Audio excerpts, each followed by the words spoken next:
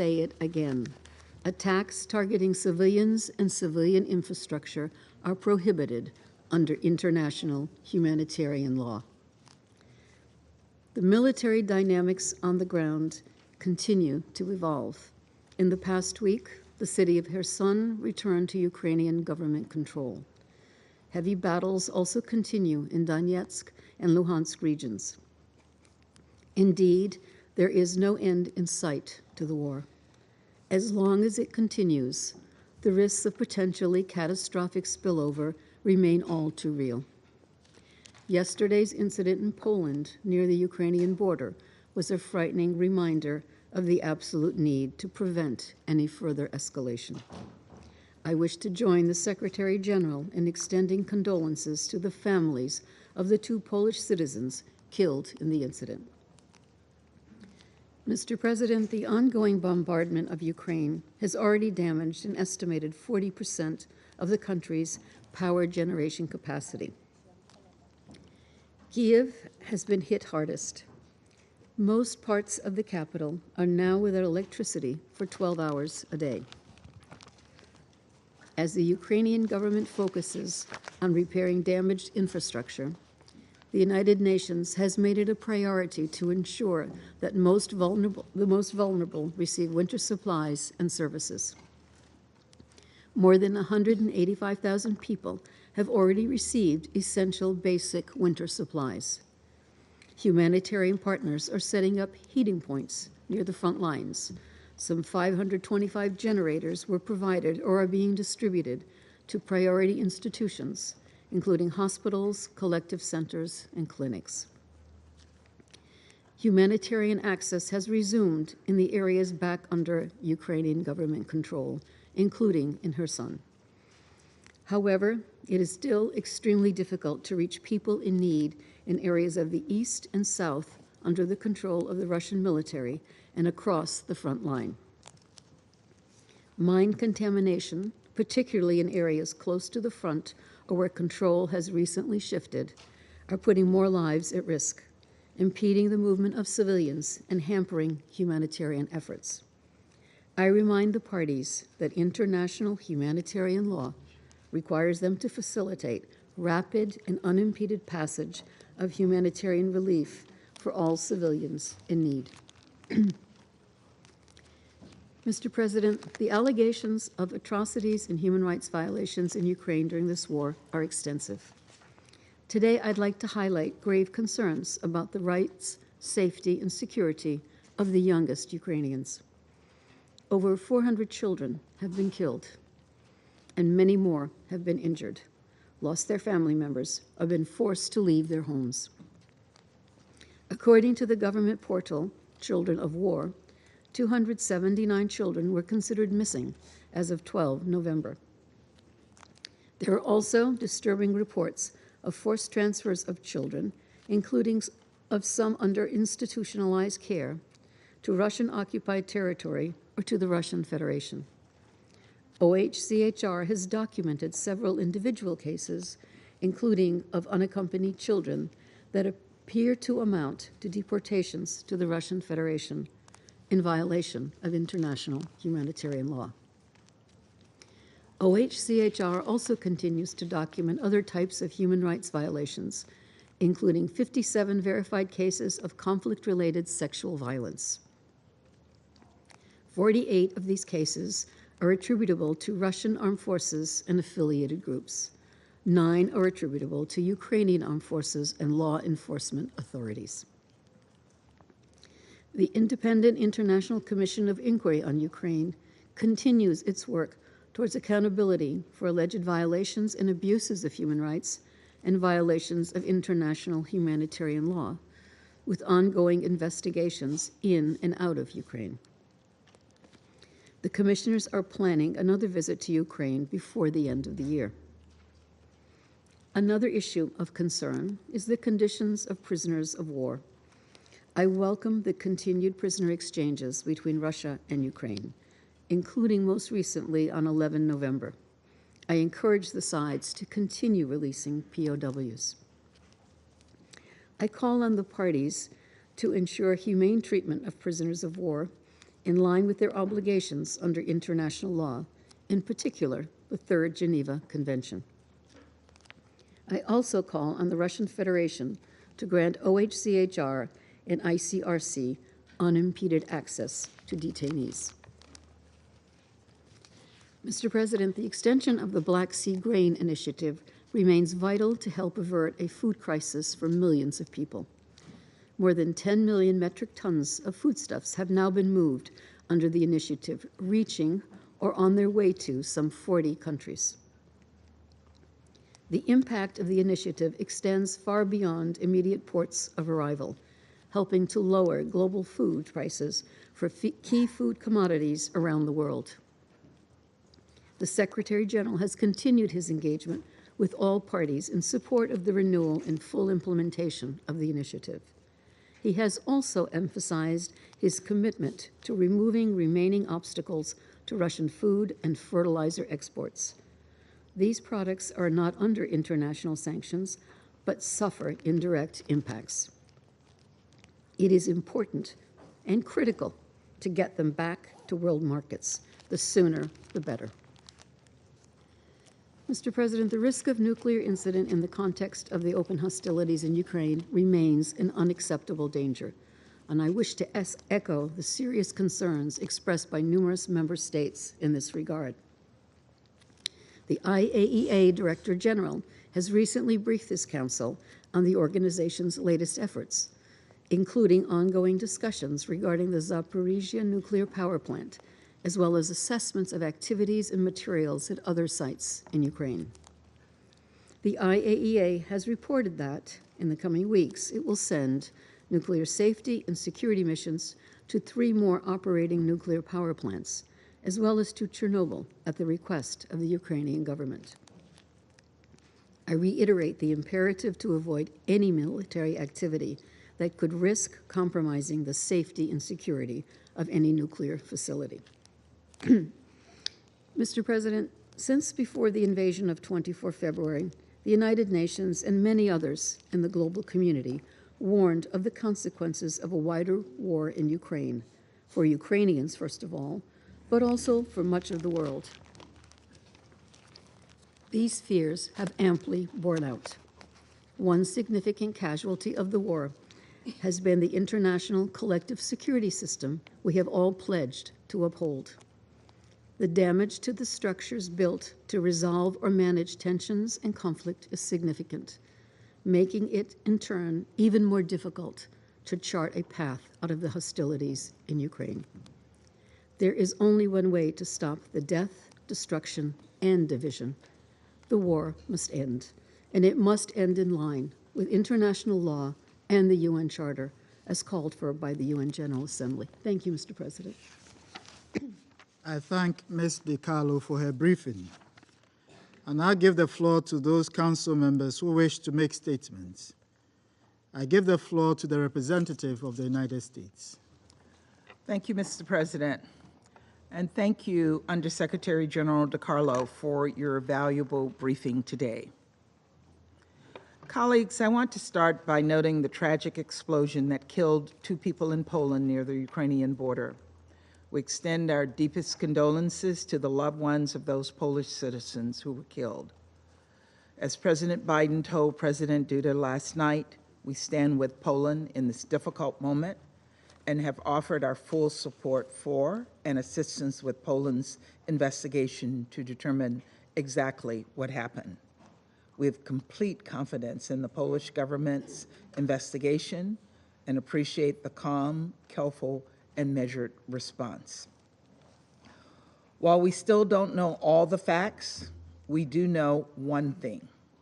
This tragedy would never have happened but for Russia's needless invasion of Ukraine and its recent missile assaults against Ukraine's civilian infrastructure.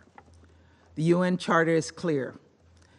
Ukraine has every right to defend itself against this barrage. Defend its sovereignty, defend its territorial integrity.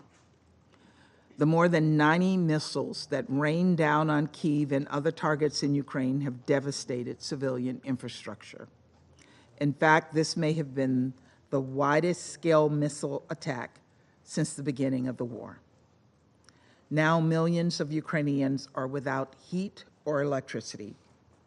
We extend our solidarity to the Ukrainian people for the fallout of this attack and our deepest condolences for those lives lost. This is a deliberate tactic by Putin.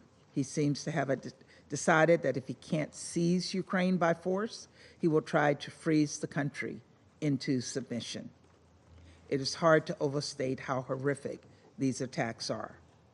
When I was in Ukraine last week, I saw firsthand the tremendous suffering these kinds of attacks and this war has wrought on the Ukrainian people and Europe more broadly. I know we've all seen the photos of cratered playgrounds, bombed out hospitals, and destroyed homes across Ukraine. But no photograph can capture the real lives affected, the real people suffering the immense human toll of Russia's war against a fellow UN member state. I felt that toll when I spoke with a mother in Kyiv who had to hold her daughter's lifeless bloody hand after a Russian attack on her apartment building. Her daughter, in her mother's words, just wanted to go to school. I felt that toll when I met with a humanitarian aid worker who was detained and tortured by Russian forces. She was so traumatized that she could only share a portion of the horrors she experienced, unable to put the rest into words.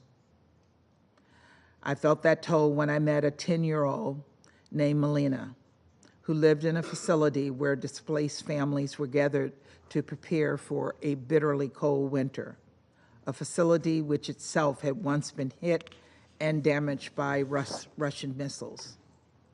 I was there to announce more humanitarian funding from the United States to provide supplies and support while Russia prepared to weaponize the winter.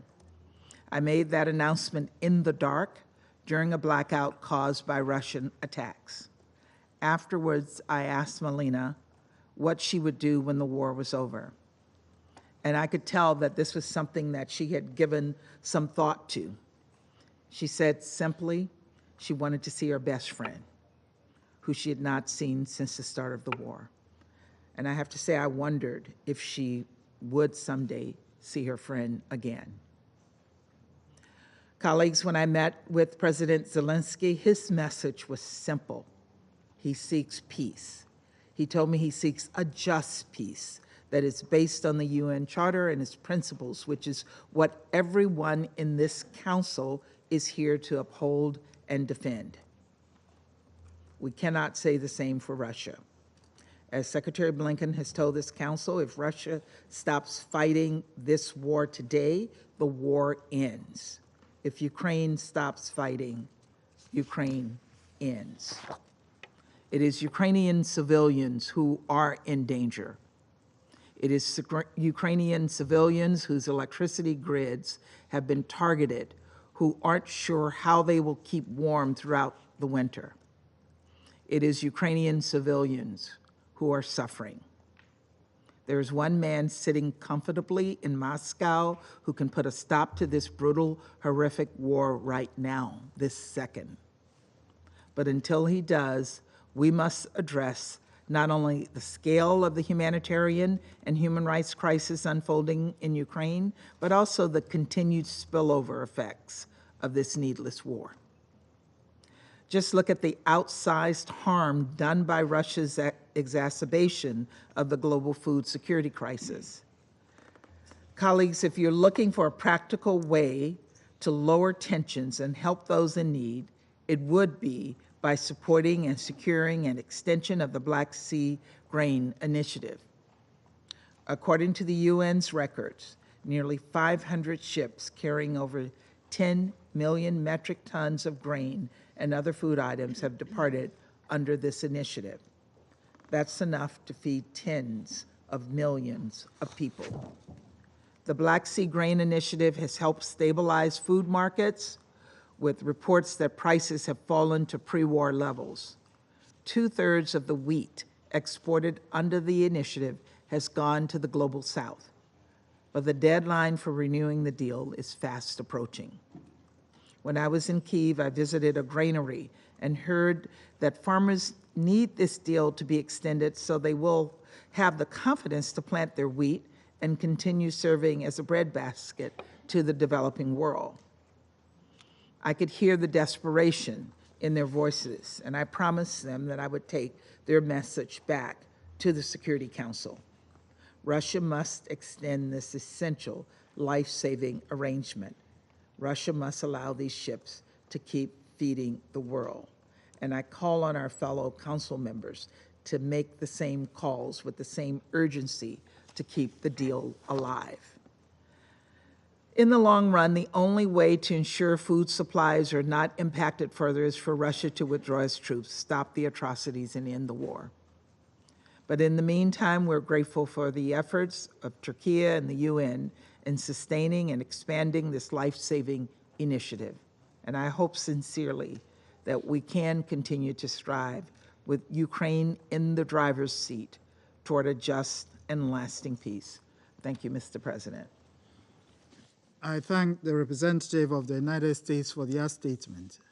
I give the floor to the representative of Albania. Thank you, Mr. President, and thank you, USG DiCarlo, for your comprehensive update. Here we are with another meeting on Ukraine, and yet after 9 months of brutal war, we continue to deplore loss of innocent life, countless unnecessary fatalities, widespread human misery, massive destruction, food insecurity, and a world order shaken to its core. In a normal life, 9 months is the period humans need to bring a baby to life. Russia has used it to make a disaster of terrible proportions, including by making normal life impossible to all, including to babies born in Ukraine since the 24th of February. For what reason? For a dream that has turned into a nightmare, for a miscalculation that has become an obsession. Mr. President, what some have feared and others had anticipated happened yesterday. A missile landed in a farm in Poland, killing 2 people. It landed roughly at the same time as a barrage of Russian missiles attacked western Ukraine. A full investigation is underway, and we look forward to its conclusions. But this does not change anything to the core issue. For as long as this war goes, we will run the risk of spillover by accident or intention. This incident should be a stark reminder that those who engage in the path of unnecessary reckless escalation will bear the consequences. We know, and the world knows, that consequences of the war are not limited to Ukraine only. Moldova has already complained about the effect of Russian missiles fired close to its borders, and parts of its territory are experiencing power outages as a result of Russian missiles hitting Ukrainian cities and vital infrastructure. We present our condolences to the families of the victims and to the people of Poland and Ukraine.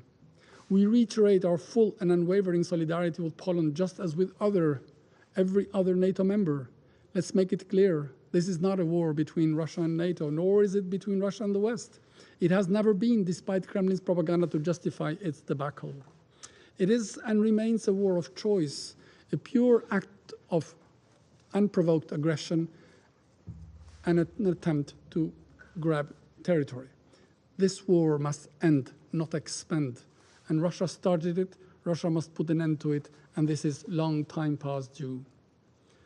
Mr. President, yesterday, President Zelensky proposed a 10-point peace plan at the G20 summit in Indonesia, demonstrating leadership again by making clear he is prepared for diplomacy to end the unjust and unjustified war. The plan includes a path to nuclear safety, food security, a special tribunal for war crimes, and a final peace treaty with Russia. The staggering response was, alas but not surprising, another wave of missiles, its biggest in a month, targeting again residential areas and power infrastructure in several regions of the country, with the aim to destroy essential utilities such as electricity, water, and gas infrastructure across Ukraine. As the winter gets colder, more than 7 million Ukrainians are left without power and the supply of electricity in a critical condition. In this case, there was no error. It looks like more terror. Unable to prevail on the ground, Russia has decided to weaponize everything, including weather now, with the intention to freeze an entire nation to submission. But it seems they fail to understand that in this fight, Ukraine has nothing more to lose. The heroic resistance of brave Ukrainians has clearly made it impossible for Russia to win, unable to advance, and incomprehensible to acclaim. Mr. President, Russia decided to withdraw its troops from Kherson. It was not the first of such sudden reversals. They did so early this year from the surroundings of Kiev. No one, including in Russia, is buying anymore the camouflaged language. The so-called special operation cannot conceal the fiasco, and the retreat cannot hide the defeat. Only a few weeks ago, on 30 September, Kremlin proclaimed Kherson to be Russian forever. Now, a few weeks later, it just turned to what it should be, never.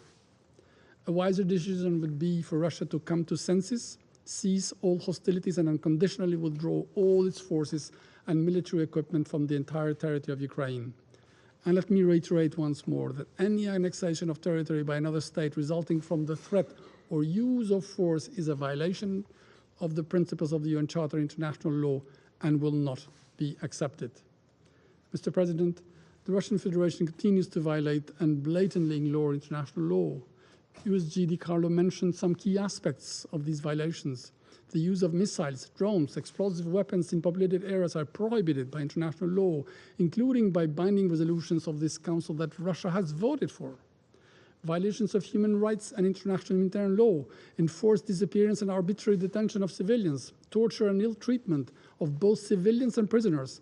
Cases of conflict-related sexual violence have been widespread and now are well documented. These gross violations will not go unpunished. Victims and their family members seek justice and accountability. Russia may continue to block the Council, but as we have seen repeatedly and convincingly, including last Monday, they will not manage to veto the decisions by the UNGA and other initiatives to seek and ensure reparations and accountability. Mr. President, we reiterate our strong support for the Black Sea Grain Initiative. We reiterate our call for its extension beyond 22nd November to keep this vital food supply line open to the rest of the world. Its impact is known and felt worldwide, and any other decision than extension would be a cynical punishment of those in dire need. Mr. President, let me conclude by reminding that the toll of the war is already frightening. With every day going on, the toll will be heavier for all, for Ukraine first, for everybody, including for Russia itself. In the course of the past 9 months, nothing has gone according to plan in Ukraine, for the simple reason that the Russian plan was wrong, the intention behind reprehensible, and the reality has proved disastrous. It's time to change course, silence the guns, pack and go home, talk peace, not war. I thank you. I thank the representative of Albania for their statement. I give the floor to the representative of France. Monsieur le Président. Mr. President, while the G20 leaders were meeting to defend peace, Russia once again demonstrated its unscrupulousness by launching a new campaign of strikes against Ukrainian cities. It targeted civilian infrastructure in so doing. France condemns in the strongest terms these strikes, which constitute flagrant violations of international law. We reaffirm our support for Ukraine. Moreover, I convey France's solidarity with Poland and our condolences for the victims. These were conveyed yesterday by President Macron yesterday evening to the Polish Prime Minister. Russia alone shoulders the sole responsibility for this war. Its mass strikes against Ukraine which threaten international stability and security, and it is its strikes which may lead to involuntary escalation. Ukraine is quite simply exercising its absolute right to self-defense. With this aggression, Russia is deliberately violating the United Nations Charter, and namely the principle of Ukraine's territorial integrity. Since the 16th of March, the International Court of Justice has called for the suspension of Russia's military operations. Soon, 9 months of war will have elapsed, and attacks against civilians and civilian infrastructure continue. Russia is now targeting power stations and hydroelectric plants and heating networks, which are far behind the front line, with the apparent goal of breaking the resistance of a people who is fighting for its freedom. Because it is losing ground, Russia is looking to plunge Ukraine into cold and into darkness as winter draws near. This strategy is already a failure. It is in no way eroding the resistance of the Ukrainian people. On the contrary, this strategy is bolstering its determination. The liberation of Kherson is one more illustration of that fact.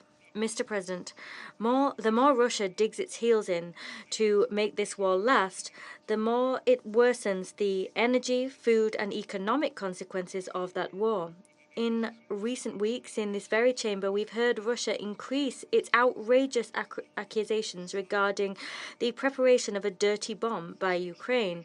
The inspections of the International Atomic Energy Agency, which were conducted in Kyiv, Zhovty, and Dnipro at the request of the Ukrainian authorities, revealed no undeclared activity or material. Now we have the confirmation that these allegations were entirely unfounded. France hails the speed with which the IAEA visited the sites in question, and we congratulate Ukraine for its transparency. Mr. President, Russia does not hesitate to instrumentalize food insecurity and malnutrition. The fate of millions of people depends upon the extension of the Istanbul Accords. After having first of all suspended for several days its participation in the Black Sea Grain Initiative, Russia is now looking to use its agreement to the renewal of those accords as a bargaining chip. This blackmail is unacceptable. Everything must be done so that the exportations of Ukrainian grain can continue without obstruction. We call upon Russia not to hinder the renewal of the 22nd of July accords. France will continue to support the efforts of the Secretary General and of Turkey in this regard. We will also continue to rally with our European partners as part of the Solidarity Lanes initiative. These Solidarity Lanes have allowed the exportation via waterways and over land of around 15 million tons of grains and other food products. I recall that the European Union, the United States, and the United Kingdom on the 14th of November published guidelines aiming to facilitate the exportation of Russian fertilizers and food products. France announced a contribution to the tune of 7.5 million euros to facilitate the delivery by the World Food Programme of fertilizer to Africa. Mr. President, Russia will not be able to evade its responsibility for crimes committed in Ukraine. I welcome the adoption by the General Assembly of a resolution recommending the creation of a register to document the damage suffered by all Ukrainian victims. France hails the courage and resistance of the Ukrainian people. We will continue to stand by their side. France will organize jointly with Ukraine on the 13th of December a conference to support Ukraine.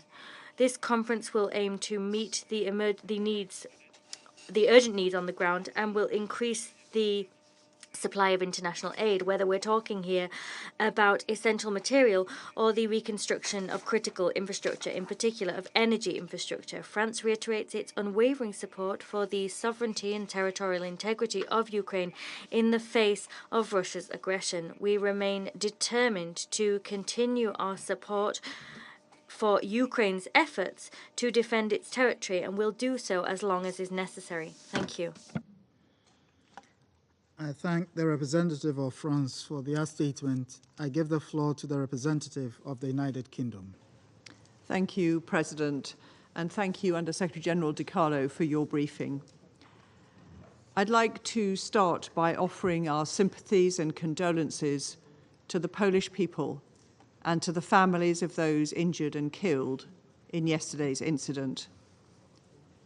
While we await the outcome of the investigation, we should be clear that this is a tragedy that indisputably stems from Russia's illegal and unjustified invasion and its inhumane assault on civilians across Ukraine. Yesterday, as President Zelensky was setting out to the G20, his 10-point plan for peace in Ukraine, Ukrainian civilians were facing the largest barrage of Russian missile and drone strikes since the first week of the war. We extend our condolences to the Ukrainian people and the families of those injured in these attacks. Russia's systematic attacks on Ukraine's critical national infrastructure have left millions without electricity, heating, water, medicine and food as temperatures start to drop below zero. And more than that, today we've heard again from the UN detailed reports of civilian deaths, sexual violence, and forced deportation of children. Russia is knowingly trying to gain military advantage by creating desperation. Attacks of this kind may violate international humanitarian law and are in any event deeply inhumane. President, on Monday, the General Assembly adopted a resolution on an international mechanism for reparations for damage, loss, and injury arising from Russia's internationally wrongful acts against Ukraine. This was an important first step towards justice for Ukraine. President, we are in no doubt that Ukraine will prevail in the face of Russia's aggression. The liberation of Kherson shows the strength, courage, and determination of the Ukrainian people to defend their right to sovereign equality and territorial integrity guaranteed under the UN Charter, and the UK will continue to stand by the Ukrainian people. But while the war is ongoing, we must continue also to manage its wider effects as best we can. That is why we strongly support the Black Sea Grain Initiative. It has been vital in helping alleviate the serious risks of food insecurity in the world, and we strongly support the UN in the efforts to renew it. President, fundamentally, this war is the result of unilateral action on the part of the Russian Federation. The path forward is therefore simple. Russia needs to cease hostilities, withdraw from within Ukraine's internationally recognized borders, and commit to a path of dialogue. Thank you. I thank the representative of the United Kingdom for their statement. I give the floor to the representative of the United Arab Emirates. Thank you, Mr. President. First, the United Arab Emirates extends its heartfelt condolences to Poland for the 2 civilians killed in yesterday's incident. The news of missiles hitting Polish territory and the increases in strikes across Ukraine seem to signal the frightening escalation many of us have talked about in this very room. It perfectly demonstrated the fact that as the fighting continues, each day becomes a gamble in which there cannot be any winners. Mr. President, the humanitarian situation in Ukraine is a source of profound concern. With winter's onset, 40% of the country's power system is reportedly damaged and 30% of its power stations are destroyed, potentially compounding the humanitarian crisis with a lack of heating. Around the world, governments continue to warn of the war's consequences on the global food supply, most recently at the G20 summit in Indonesia. In addition to the export of grains, the supply of ammonia and fertilizers, which are crucial to ensure adequate crop yields for next year's harvest, are also a priority.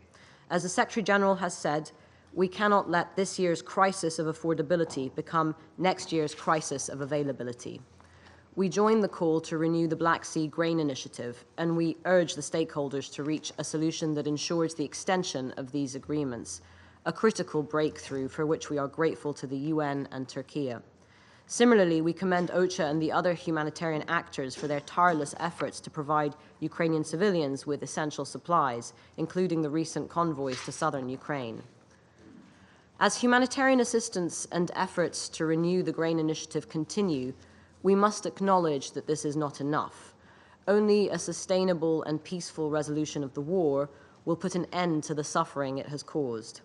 We are encouraged by the recent public statements discussing the contours of a possible peace agreement. This Council must play its part to support any efforts at talks, and we must focus on measures that can bring the sides together rather than further apart. Mr. President, last month marked the 60th anniversary of the Cuban Missile Crisis. Back then, pragmatic and inventive diplomacy brought the world back from the brink. Public statements which counseled calm and restraint in response to the news from Poland and which emphasized the need to establish facts on the ground helped avoid further escalation within the last 24 hours. But the overall episode was an unnerving warning of the risks inherent in the continuation of the war. This cannot be the new normal. Too much is at stake, not least of which for Ukraine. We recall here the statement that came out of the G20. We must uphold international law and the multilateral system, defend the UN Charter, and adhere to international humanitarian law. Beginning with urgently needed de-escalation, we must encourage confidence-building measures and open channels of communication to end this conflict and to ensure that today's era is not an era of war. Thank you. I thank the representative of the United Arab Emirates for their statement. I give the floor to the representative of Mexico. Thank you, President. We're grateful to Undersecretary General Rosemary DiCarlo for her briefing. The missiles that fell yesterday in Poland, independently of their origin or whether it was intentional or not, are a source of great concern. And we'd like to express our condolences to the families of the victims who died as a result of these unfortunate events.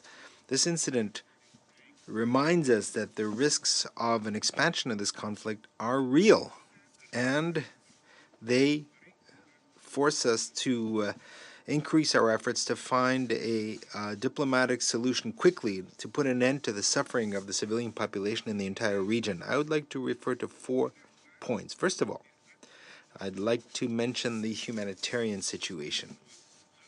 In addition to the damage accumulated during the 9 months of the conflict, now we have the destruction of the electric infrastructure just as and the beginning of winter. The lack of electricity compromises many other basic services. I'll give an example, the supply of water. And all this, of course, puts at even greater risk the life and health of millions of civilians. If the deterioration of living conditions will continue, there will be a new wave of displacements at a time when host communities are already at the limit of their capacities. The figures are quite eloquent. 7.8 million Ukrainians have had to abandon their country, while another 6 million have become internally displaced. In this context, humanitarian assistance has become essential for the survival of especially the most vulnerable population. We'd like to reiterate our appeal to allow unrestricted access to all civilian population, including the areas, the occupied areas, the oblasts that are occupied, where martial law has been decreed. Now, although it's perhaps less obvious, the conflict has also had very severe consequences on the mental health of the population. The more than 400 children killed and some 270 disappeared are a very tragic demonstration of the pain that this war is causing. Mexico would like to reiterate how important it is to include psychosocial support services in the humanitarian response strategy. The consequences on mental health will not end when the conflict finishes, which is why it will be essential to develop a long-term strategy to deal with this dimension of the conflict. A dimension that is both silent and painful. Secondly, I'd like to mention the issue of nuclear safety and security. The situation around the Zaporizhia nuclear power plant continues to be a source of great alarm. We'd like to reiterate the appeal to establish a protection and security zone around the plant, as has been proposed by the International Atomic Energy Agency. Mexico acknowledges the work of the IAEA, and in particular for the verification of the 3 sites on which one of the parties had some doubts regarding the activities that were taking place there. We'd like to take note of the fact that the agency concluded that there is no evidence of any nuclear activity or non-declared materials. We will continue to follow very attentively the results of visits to the other 3 nuclear power plants, including Chernobyl, in the next few weeks. While there's no doubt that the situation in the Zaporizhia power plant is critical, it's also important to underscore that during a conflict such as this one, all nuclear facilities could become a disaster for the population and for the environment. Thirdly, I'd like to refer to the Black Sea Grain Initiative. This, as has been stated here, has been essential to help mitigating food insecurity that mainly affects developing countries. This is why it is essential that this initiative continue, and that the agreement signed to facilitate access to global markets of food products and fertilizers from Russia is fully implemented, including ammonium. We would like to recognize the efforts of the Secretary General to eliminate the huge amount of obstacles that the exports of these products have encountered. These agreements have been a sign of hope for those who believe in dialogue and in diplomacy as ways of reaching a solution to the conflict, in spite of the multiple disagreements that often appear to be almost insurmountable. Lastly, Mr. President, I would like to mention that it is extremely important to make progress in international investigations to ensure accountability. Those that have committed crimes in this conflict must be brought to justice. The international community owes this, at least this, to the victims and to their families. This is why we will continue to follow very attentively the work that the International Criminal Court is conducting on this point. In conclusion, I'd like to reiterate that Mexico would like to insist on the need to explore new formulas that would promote mediation and dialogue to put an end to this war. Mr. President, Mexico would like to reiterate its support to the sovereignty, independence, and territorial integrity of Ukraine. Thank you. I thank the representative of Mexico for their statement. I give the floor to the representative of Kenya. Thank you, Mr. President. I thank Under Secretary General Rosemary DiCarlo for her briefing. And the briefing we have had today makes it clear that the war in Ukraine continues to cause extreme suffering to civilians far beyond what is acceptable under international law and international humanitarian law. We offer our condolences to all the families and communities that have lost loved ones to this war, including in the incident that happened yesterday in Poland. We pray for the speedy recovery of those injured and traumatized. We are gravely concerned by the persistent targeting of civilians and objects indispensable to their survival, including residential homes, health facilities, shelters, as well as energy and water infrastructure. This war that follows on a long-term political conflict is a violation of Ukraine's territorial integrity and constitutes a breach of the fundamental principles of the UN Charter. The military alliances forming on either side are giving the war a regional and global footprint. The risk of its escalation to the use of weapons of mass destruction suggests the ultimate inability of a clear military victory at a cost that is acceptable to humanity. There is no long-term military solution. All that a continuation of the war will do is delay negotiations while even greater damage is happening. Kenya, therefore, once again, calls for an immediate cessation of hostilities. Negotiations will not be easy, especially if they are to be fully in line with the UN Charter in protecting the sovereignty and territorial integrity of Ukraine. But they can succeed, as others have in Europe's volatile history. It will also be critical that they be accompanied or followed by a broader settlement that stabilizes what is now a profoundly compromised European security order. Mr. President, the world needs peace in Ukraine and in Europe. The humanitarian cost to the people of Ukraine are joined by those of millions around the world. We continue to applaud the humanitarian-inspired and UN-facilitated Black Sea Grain Initiative. We strongly urge for its renewal on permanent terms. The flow of grains and fertilizers from Ukraine over the Black Sea and also from the Russian Federation over the land corridors must be assured.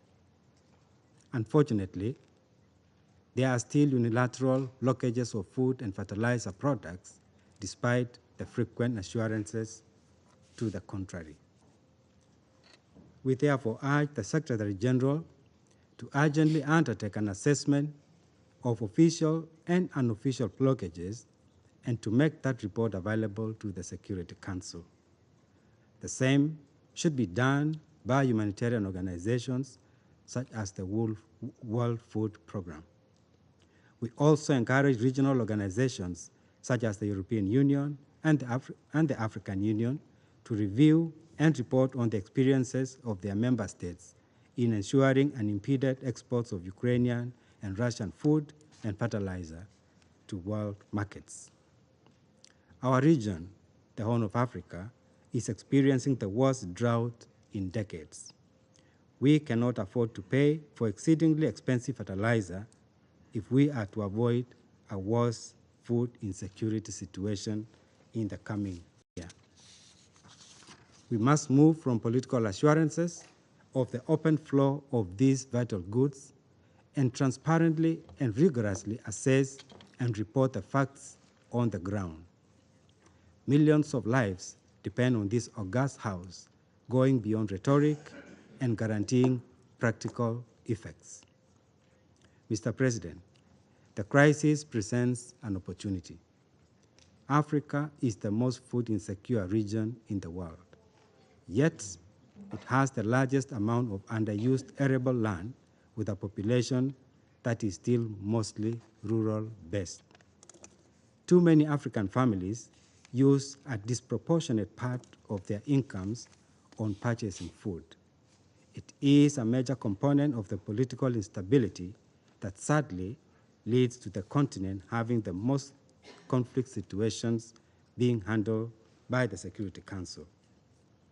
We now have a historic opportunity to put in place financial risk mitigation, technology transfers and investments to transform agricultural productivity on the continent. While we commend the humanitarian efforts being made to offer relief, our target must be sufficient production. The efficacy of the continent's cooperation agreements with other regions and major powers should be judged by the extent to which they lead to a surge in Africa's production of food and fertilizer, so that it is never again as vulnerable as it is today. Mr. President, the more protracted this war is, the more its malign effects will spread. As more citizens suffer in more countries, their political demands may lead to less worldwide solidarity with the suffering people of Ukraine. Every country calling for this solidarity must look into its conduct when it comes to enabling the free flow of food and fertilizer products and act with compassion and empathy for those who need them around the world. In closing, Kenya once again reiterates its respect for the sovereignty, territorial integrity, and political independence of Ukraine. I thank you. I thank the representative of Kenya for their statement. I give the floor to the representative of India. Mr. President, let me begin by thanking Under-Secretary General Rosemary DiCarlo for her briefing and update of the situation in Ukraine. India continues to remain concerned about the situation in Ukraine, including the targeting of civilian infrastructure and the death of civilians. Since the beginning of the conflict, India has consistently called for an immediate cessation of hostilities and for an end to the violence. We've called upon both sides to return to the path of diplomacy and dialogue and have also expressed our support for all diplomatic efforts to end the conflict. We thus stand ready to support all efforts aimed at de-escalation. India's Prime Minister has said unequivocally that this cannot be an era of war. We hope that the international community will continue to respond positively to the call for humanitarian assistance. India has so far dispatched 12 consignments of humanitarian aid to Ukraine and stands ready to do more. Mr. President, I will also state that the impact of the Ukraine conflict has not just been limited to Europe. The Global South is especially facing serious economic consequences. We are also seeing growing concerns on energy and food security from the conflict that follow the severe stress created by 2 years of the COVID pandemic. Insofar as specific initiatives pertaining to issues like food, grains, and fertilizer shipments are concerned, we very much hope that the UN-facilitated Black Sea grain and fertilizer package deal will be renewed in coming days, and that this will be implemented by all parties earnestly in all its aspects. I wish to assure this Council, Mr. President, that India's approach to the Ukraine conflict will continue to be people-centric. We are providing both humanitarian assistance to Ukraine and economic support to some of our neighbors in the Global South under economic distress. In closing, may I reiterate that the global order is anchored on the principles of the UN Charter, international law, and respect for the sovereignty and territorial integrity of all states. Thank you, Mr. President. I thank the representative of India for their statement. I give the floor to the representative of Gabon. Thank you, Mr. President. I thank Ms. Rosemary DiCarlo for her enlightening briefing. Mr. President, the war in Ukraine will soon enter its 9th month, and it seems that there are no signs of a de-escalation or of a cessation of hostilities on the horizon. We hail the resumption of exports as part of the grain initiative following a brief suspension. The implementation of the agreement must be grounded in the firm and good faith commitment of all parties. Here I wish to echo the appeal issued by the Secretary General for the renewal of this important agreement and for its full and balanced implementation. The resumption of the grain initiative is a sign that even in times of war, the channels of dialogue and diplomacy remain open. Mr. President, the war in Ukraine continues to have many humanitarian consequences. These have prompted the mass displacement of people fleeing these sites of the fighting. These humanitarian consequences have also produced many civilian victims and many material losses, the cost of which are incalculable. Ongoing insecurity and the disruption of supply chains have plunged many people into hunger and distress. The primary victims are vulnerable persons, namely women and children. These people are often the victims of sexual violence, of trafficking in persons, and of manifold violations of their fundamental human rights. Once again, we call upon the warring parties to uphold international humanitarian law and to refrain from inflicting suffering on civilians. Civilian infrastructure, including civilian nuclear sites, must not be the target of attacks, and humanitarian aid must be delivered without impediment. My country reiterates that it opposes the use of any weapon of mass destruction. We call for dialogue and for negotiations in good faith in order to achieve a ceasefire. Gabon supports and will continue to support all efforts aiming to find a diplomatic solution able to guarantee the peaceful coexistence of all parties. I thank you, Mr. President. I thank the representative of Gabon for their statement. I give the floor to the representative of Ireland. Thank you, President, and thank you, USG DiCarlo, for your briefing. I also want to open by expressing our condolences to the Polish people following the explosion in the small border town of Przewodów yesterday, which killed 2 people. We extend our deepest sympathies to the families of those killed and injured. We also fully support Poland's investigation of the incident, and we stand in full solidarity with Poland. President, Russia has launched hundreds of drone and missile strikes in recent weeks in Ukraine with the apparent aim of terrorizing and demoralizing the civilian population. Yesterday, Russia scaled up its strikes with further attacks in Kyiv and across Ukraine. While Russia seeks to escalate the war, millions of people across Ukraine are tonight grappling with the prospect of a dark and freezing winter without reliable access to water, heat, electricity, and other basic services. The most vulnerable in Ukrainian society, the internally displaced, children, and the elderly, face a particularly precarious future.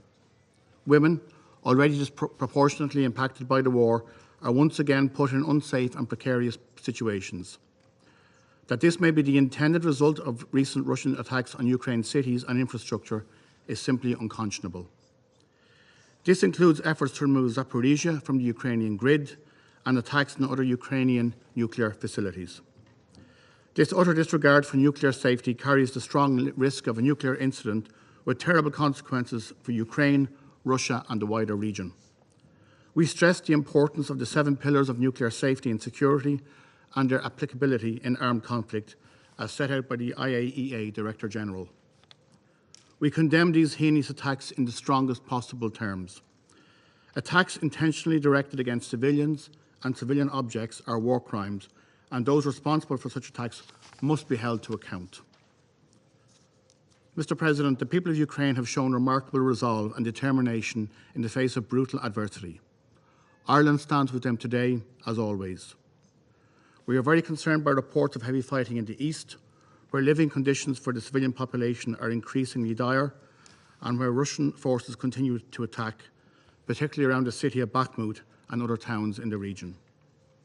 In the south, we cautiously welcome the liberation of the city of Kherson and note the decision of the Russian leadership to withdraw to the eastern bank of the Dnipro River. We recall that parties to the conflict must comply with international humanitarian law. This includes the prohibitions against indiscriminate and disproportionate attacks and the obligation to take all feasible precautions in attack. There must also be full, safe and unhindered humanitarian access to civilians in need, including those who choose to remain or who are unable to leave. Those who seek to leave and those who are forced to leave must be allowed to do so safely and be allowed to leave for destinations of their own choosing. We note that thousands of civilians were reportedly evacuated by the Russian army before its withdrawal from Kherson. Hundreds of thousands of Ukrainians have been moved from Russian-occupied territories. We recall that the transfer or deportation of civilians by an occupying power from occupied territory can constitute a war crime. Refugees, internally displaced and stateless persons are particularly at risk of exploitation, with attacks and abductions that lead to trafficking. Women and children face particular danger in this regard and must be protected from harm. Conflict-related sexual violence is never acceptable and, again, may amount to war crimes. Mr. President, the reverberations of this war continue to be felt far beyond Ukraine's borders, with unequal and disproportionate impacts on developing countries. The Black Sea Grain Initiative plays an important role in alleviating global food insecurity, and it should continue to do so in the months ahead. We are grateful for the efforts of the UN and Turkey to facilitate Russia's resumed participation in the agreement. We urge all sides to maintain engagement in good faith and continue this important initiative. Mr. President, we have set out many of these concerns on many previous occasions at this table, and I fear we will do so again. But as my Minister for Foreign Affairs said earlier today, Ireland will make no apology for being on the side of international law, the UN Charter, and on the side of Ukraine and its people. Russia should end its illegal war of aggression, stop killing innocent civilians, and shelling of infrastructure with immediate effect. It is never too late for dialogue and diplomacy. We therefore renew our call on Russia to immediately cease hostilities, withdraw its forces, and commit to resolving all outstanding issues peacefully and in line with the UN Charter. Thank you. I thank the representative of Ireland for their statement. I give the floor to the representative of Brazil. Thank you, Mr. President. Mr. President, I thank USG DiCarlo for her briefing. Brazil shares the concerns regarding the worsening humanitarian situation in Ukraine and the impact of the conflict on food security in other regions. Since the start of hostilities, we have advocated for the parties to engage in negotiations for a ceasefire and a peaceful solution to their differences. The Black Sea Initiative, which has already enabled exports of more than 10 million metric tons of grain, has been an important step. Brazil welcomes the decision of the Russian Federation to reconsider the suspension of its participation following the incidents of 29 October. While the conflict in Ukraine is not the only cause of the food insecurity we now face, the continuation of grain and fertilizer exports through Black Sea ports helps stabilize prices and prevent shortages. Fragilities in global food supply, however, stem from systemic actions over past decades that have hindered the development of the agricultural sector throughout the developing world, in particular in Africa. Among these, we must recognize the deleterious impact of massive agricultural subsidies and distorting tariff and non-tariff barriers that hold back agricultural production in developing countries. We renew our support for the mediation efforts of the Secretary-General and the Republic of Turkey. We encourage the parties to engage in the immediate extension of the grain initiative, which we see as a necessary decision and an important confidence-building measure. Mr. President, the approach of winter finds Ukrainian cities in an alarming situation. The destruction of civil infrastructure, particularly in the energy sector, exposes millions of families to life-threatening conditions. Brazil strongly condemns the attacks against residential areas and civilian facilities, for which there is no justification. We urge all parties to uphold their obligations under international humanitarian law and to adopt practical measures to minimize civilian injuries and damages on the ground. At this challenging time, the international community needs to stand together in humanitarian assistance to Ukraine. Since March, contributions of food and medical supplies have been shipped from our country to Ukraine. In the coming weeks, Brazil will send 24 additional tons of rice donated by the private sector. The Brazilian government has also simplified entry requirements in order to facilitate the reception of refugees. It is encouraging to see that this wave of solidarity is observed in dozens of countries. We urge governments and the private sector to engage in similar initiatives which have never been more urgent since the beginning of the conflict. Mr. President, finally, we renew the call for the parties to return to the negotiating table without delay. We encourage other members to explore ways to foster dialogue. There is no more urgent task facing the United Nations than the search for an immediate ceasefire without preconditions. I thank you, Mr. President. I thank the representative of Brazil for their statement. I give the floor to the representative of China. Thank you, Mr. President.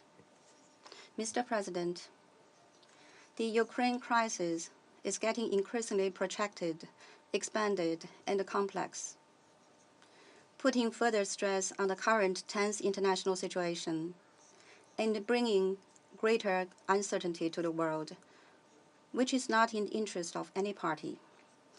No matter how many difficulties and challenges there are, the international community should strive to seek consensus, find room for cooperation, and play a constructive and responsible role in promoting the de-escalation of the situation, restarting diplomatic negotiations as soon as possible, and mitigating the spillover effects of the crisis. In the current context, China believes that the international community should continue to make efforts along the following directions. First, we should work jointly to support the peaceful resolution of the crisis. A conflict or war has no winners. Dialogue and negotiations are the only viable way out of the Ukraine crisis. As long as negotiation starts, there is hope for peace. China knows that Russia has expressed its willingness to engage in dialogue on many occasions in recent days and hopes that the parties concerned will move in the same direction, respond positively, and start direct engagement as soon as possible to create conditions for restarting negotiations. There are no simple solutions to complex issues. On the basis of accommodating each other's legitimate security concerns, parties should explore the construction of a balanced, effective, and sustainable European security architecture so as to fundamentally address the security deficit behind the crisis and achieve peace and stability on the European continent. It is our hope that the United States, NATO, and Russia will conduct comprehensive dialogues on this matter. China will continue to play a constructive role in its own way. About the meteor report, the landing of a missile in the eastern village of Poland and resulting in casualties, China calls on all relevant parties to keep calm and exercise restraint to avoid misunderstanding and miscalculation to avoid the further escalation of the situation. Second, we should work jointly to prevent nuclear risks. Nuclear safety, security, and safeguards bear on public health and environmental safety in Ukraine and neighboring regions. There is no room for trial and error in this regard. All parties concerned should exercise restraint, act prudently, strictly abide by the Convention on Nuclear Safety and other international law, ensure the safety of nuclear facilities and material in Ukraine, and do their utmost to avoid any possible nuclear risks. China supports the IAEA in fulfilling its functions in accordance with its mandate and playing an active role with regard to nuclear safety. China has always maintained that a nuclear war cannot be won and must never be fought. We have noted the recent statement issued by Russia reaffirming the relevant elements of the January joint statement of the leaders of the 5 nuclear weapon states on preventing nuclear war and avoiding arms races. The international community should work together to maintain global strategic stability, make every effort to avoid confrontation between major powers, advocate that nuclear weapons must never be used and a nuclear war must never be fought, and prevent a nuclear crisis in Asia and Europe. Third, we should work together to improve the humanitarian situation. China is deeply concerned about the continued deterioration of humanitarian situation in Ukraine and relates deeply to the difficulties experienced by the people of Ukraine and the neighboring regions. We call on parties concerned to earnestly abide by international humanitarian law, make every effort to avoid attacks targeting civilians and civilian facilities, minimize civilian casualties and the impact on people's basic livelihoods, and prevent to the maximum possible larger-scale humanitarian crisis. This winter will be very hard for the affected population in the countries concerned and the neighboring regions. The international community and the humanitarian agencies should continue to scale up relief efforts to help alleviate humanitarian pressure and improve humanitarian situation in Ukraine and neighboring regions, and ensure that all refugees, displaced persons, and other people in need can be properly resettled and safely survive the winter. Fourth, we should work together to mitigate the spillover effects of the crisis. The Black Sea Grain Initiative has made a positive contribution to alleviating the global food crisis. China welcomes the efforts by all parties to adhere to the humanitarian principles and focus on the overall situation by resuming the implementation of the initiative, and calls on all parties to maintain cooperation and dialogue in order to reach a proper solution on the extension of the initiative. China supports the UN Secretary-General and his team in continuing to play a coordinating role in resolving the difficulties in Russian food and fertilizer exports. We call on the relevant parties to take robust measures to eliminate the negative impact of sanctions. Managing properly the huge impact of the Ukraine crisis on global energy, food, finance, and other fields is a pressing task for the international community. Sweeping and indiscriminate sanctions disrupt the global industrial and supply chains, undermine the momentum of global economic recovery, and damage the economic and financial stability of developing countries. Immediate actions must be taken to rectify this approach. Mr. President, the world is undergoing momentous changes unseen in a century. The Ukraine crisis and its spillover effects, as an epitome of the changes, highlight the major challenges facing human development. What is wrong with the world, and what should we do about it? This is the question of our times to all countries. At the just concluded G20 summit, President Xi Jinping, with deep insight on the future of humanity and from a historical and global perspective, put forward a series of initiatives and propositions which are of great significance for guiding the efforts to address the current global challenges. China calls on all countries to embrace the vision of a community with a shared future for mankind and advocate peace, development, and win-win cooperation. All countries should replace division with unity, confrontation with cooperation, and exclusion with inclusiveness. All countries should join hands together to tide over difficulties and create a better future. China firmly opposes drawing ideological lines, Cold War mentality, group politics, and bloc confrontation. China rejects beggar-thy-neighbor practices and practices of building a small yard with high fences or creating closed and exclusive clubs. China also opposes the attempt to politicize economic and livelihood issues or use them as tools and weapons. China stands ready to work with the rest of the world and continue to make relentless efforts to address global challenges and build a community with a shared future for mankind. Thank you, Mr. President. I thank the representative of China for their statement. I give the floor to the representative of Norway. Thank you, President. USG DiCarlo, thank you for your very useful briefing. Yesterday, the Russian army inflicted massive waves of missile strikes on Ukraine, with civilians being killed. And in Poland, we saw an explosion resulting in the tragic loss of Polish lives. We are in close contact with our allies and partners and support the ongoing investigation. What we do know, however, is that this would not have happened had it not been for Russia's illegal war on Ukraine. One only needs to look at Kherson to see further evidence of their brutal campaign against civilians. We see in the wake of Russia's forced retreat, atrocities and destruction. They did what they could to make the situation as difficult as possible for the civilian population, destroying water, heat, and electricity supplies. And they continue these tactics across the country. With winter approaching, the number of casualties and displaced persons could accelerate. Children, the elderly, and other people in highly vulnerable situations are particularly at risk.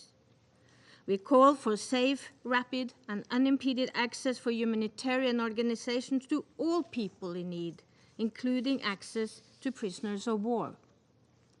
We commend the UN, International Committee of the Red Cross, and other humanitarian organizations for staying and delivering a principled humanitarian response under very challenging circumstances, and also the courageous and committed Ukrainian responders. We reiterate also our demand that all civilians must be protected. International humanitarian law and international human rights law must be fully respected and implemented. International law applies to all nations. It is not optional. President, the suffering and the atrocity committed by Russian armed forces have shocked the whole world. The consequences are felt globally. Russia's war of aggression is causing a refugee tragedy with a regional impact and is destabilizing financial markets, supply chains, and disrupting global energy security. The world's most vulnerable people and countries depend on a steady supply of food from Ukraine and Russia to global markets. It is essential to keep a transportation line open for the exports of grain-related foodstuff and fertilizers, including ammonia. Considering the dire global consequences, we trust the parties will stay committed to the Black Sea grain deal and that these life-saving shipments will continue. President, Russia's war of aggression demonstrates their disregard for the core principles of our organization and the suffering of millions of people in the wake of this war. As members of the Security Council, it is our duty to set a different course. As the Secretary General has emphasized, we have the values and principles necessary to chart this course. They are already enshrined in the Charter of the United Nations. When the time comes, we will stand firmly with the Secretary General in efforts to build and sustain peace in Ukraine. We will work actively to ensure that this Council remains vigilant of the situation in Ukraine and able to address the host of other conflicts on its agenda. Let me end by repeating something we have said numerous times before, and yet it cannot be said often enough. Through its aggression and actions, the Russian Federation is acting with blatant disregard to international law. Russia must immediately heed the ruling of the ICJ and the calls of these United Nations to suspend its military operation within Ukraine's internationally recognized border and stop the senseless bloodshed and global suffering. Thank you. I thank the representative of Norway for their statement. I now give the floor to the representative of the Russian Federation. Mr. President, we're very grateful to our Albanian and American colleagues for the initiative of conducting today's meeting. It's true that they requested it last week without even stating the topic of the meeting. And in that, as we now see, they demonstrated remarkable farsightedness. If this meeting had not been scheduled, we would have had to convene it to discuss the attempts by Ukraine and Poland to provoke a direct clash between Russia and NATO.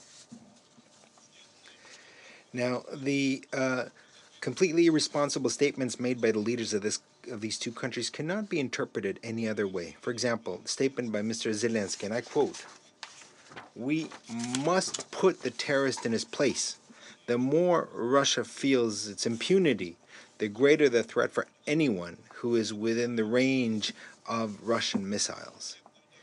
A missile strike on the territory of NATO is a Russian missile strike against collective security. This is a very serious escalation. We must act. And end of quote. Then on, he expressed condolences to Poland in connection with the people killed as a result of the Russian missile attack, while stating, and I'm quoting, "Russia kills anywhere where it can reach," end of quote. Now, I would like to draw the attention of colleagues. These are statements made by a man who cannot fail to have access to information that it was Ukrainian missiles that crossed into Polish territory launched by Ukrainian air defense systems. That means that this is not just an intentional attempt at disinformation, but a conscious attempt to involve NATO, which is conducting a proxy war with Russia in Ukraine, to involve it into a direct conflict with our country. Now, the Russophobic authorities of Poland weren't very far off. From the very beginning, they unequivocally stated that they were the target of a Russian attack.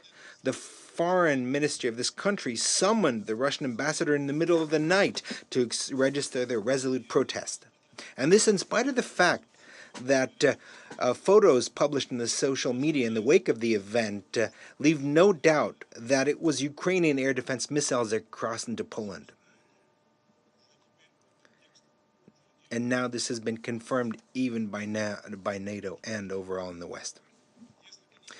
If not for that, all these facts would be concealed from the public in order to promote the version of Russian guilt. However, it's very difficult to deny the obvious. Just as in the history of the missile strike by the Ukrainian armed forces against Kramatorsk on the 8th of April, which Ukraine tried to pass off as a Russian crime. However, photos of witnesses who happened to be there derailed this intentional and brutal provocation. Our former Western partners now don't like to remember that. And the Kiev regime has since then introduced punishment against all those who publish on social media materials that show consequences of any military strikes. This way, because Ukrainian citizens could involuntarily thwart the provocation of their authorities. Now, returning to this tragic incident, I cannot fail to mention that Ukrainian air defense systems have long had a bad reputation. At least since the moment when in October of 2001 over the Black Sea, during military exercises, a Russian civilian airliner was shot down, flying from Tel Aviv to Novosibirsk. 78 people died on board.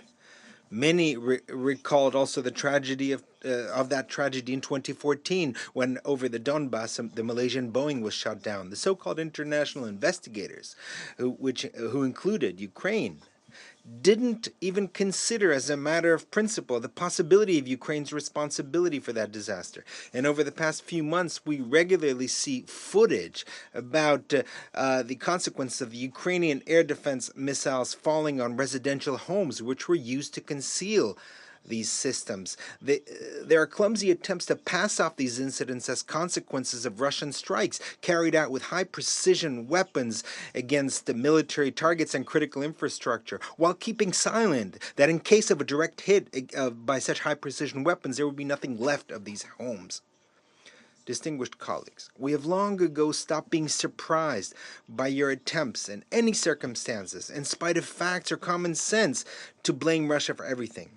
And so today, in spite of clear evidence of the Ukrainian-Polish provocation, many representatives of Western countries have stated to the effect that even if the missiles were launched by Ukraine, it's still Russia who's to blame for destroying critical infrastructure.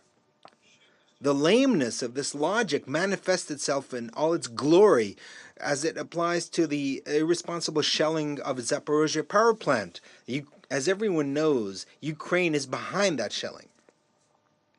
Some of you have repeated your favorite cunning mantra. If it weren't for Russia, we would not find ourselves in this situation. Well, I want to, for the umpteenth time, remind you, we would not find ourselves in this situation If not for the fact that in 2014 in Kiev, with the direct participation of a number of Western states, a bloody anti-constitutional coup had not taken place. And the leaders of that coup chose from the very first day the path of distorting history and driving out the use of the Russian language, and thus provoked an acute internal civilian conflict. And we would not be discussing today what we're discussing if you didn't abet the Kiev regime and its unwillingness to fulfill the Minsk agreements, and didn't provide cover for its 8-year-long war against the inhabitants of the Donbass. In that case, we would not have had to begin the special military operation to protect the population of the Donbass.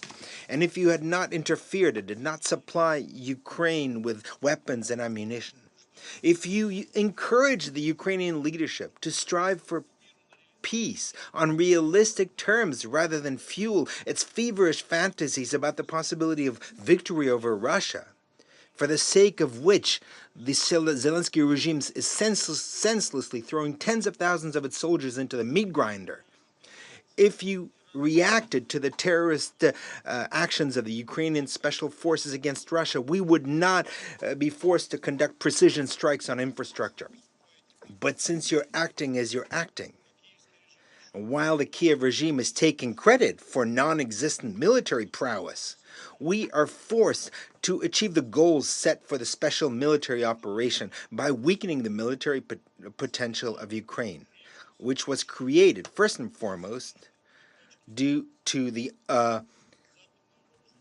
unlimited supplies of Western weaponry. Now, we are used to the fact that Ukraine cannot be criticized.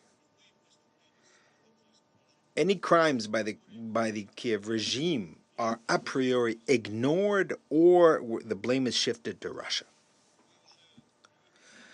We are used to the disgusting fake material against Russia and its armed forces. I just want to ask you a rhetorical question. Has any one of you, for once, commented on the repression and brutality that the representatives on the Kiev regime have conducted on territory under its control against peaceful inhabitants? The kind of words they used to describe them, and the kind of atrocities they subject it to. Now it's taking place in Kherson. Earlier, it took place in other cities. All this is available in the public domain. I will answer for you. No. All this is outside your scope of vision, outside of your horizon, and not within your selective conscience.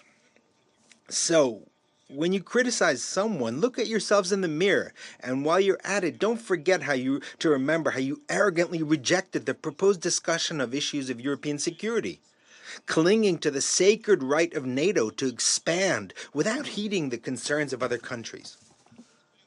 Mr. President, well, since we have gathered here, I want to recall the involvement of NATO countries in the Ukrainian conflict. They continue flooding Ukraine with weapons and sending teams of instructors and foreign mercenaries to work with those weapons.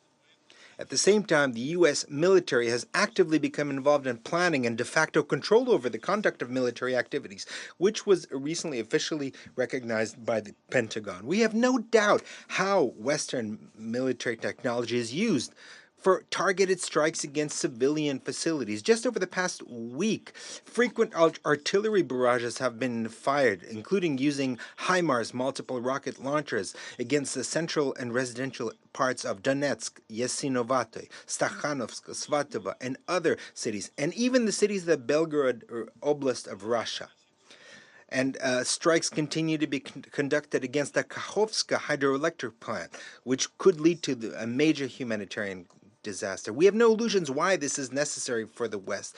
For the West, Ukraine is inter alia a testing range to test various types of weapons, which was recently recognized by the Ukrainian Ministers of Defense Reznikov, who said that Ukraine has become the scene of a competition of different types of weapon systems. Mr. President, we are extremely surprised by the attempts of Western colleagues to take credit for the transport of Russian food and fertilizer through the World Food Program. The president of France, Macron, declared that supposedly the channels of supplies were established thanks to the efforts of France and the World Food Program, using the word we, and we similarly are hearing similar statements from Western statements. I'd like to know, who are we? Who?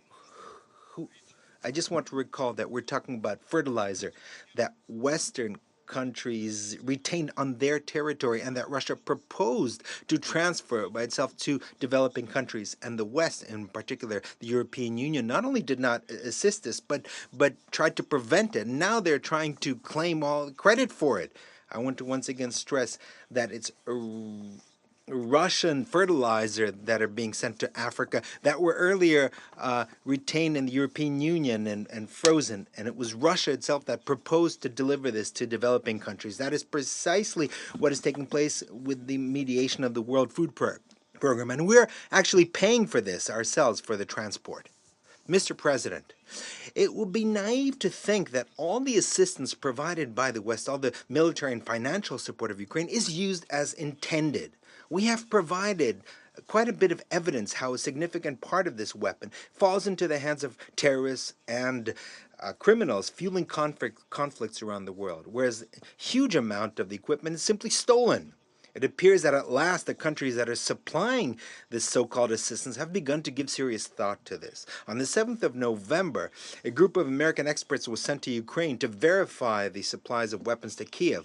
It turns out the United States monitors just 1/10 of the part of those weapons, or 22,000 units. The fate of the rest of the weapons sent is unknown. At the same time, as a result of the bankruptcy of a major American cryptocurrency exchange, FTX, and the literal disappearance of billions of assets, there are very entertaining facts are emerging about the contacts of that exchange with the Ukrainian authorities. The founder and owner of that exchange happens to be one of the biggest donors of the U.S. Democratic Party, which is playing a key role in providing assistance to Kiev. Such machinations do not surprise us, but American taxpayers might be surprised to learn about them.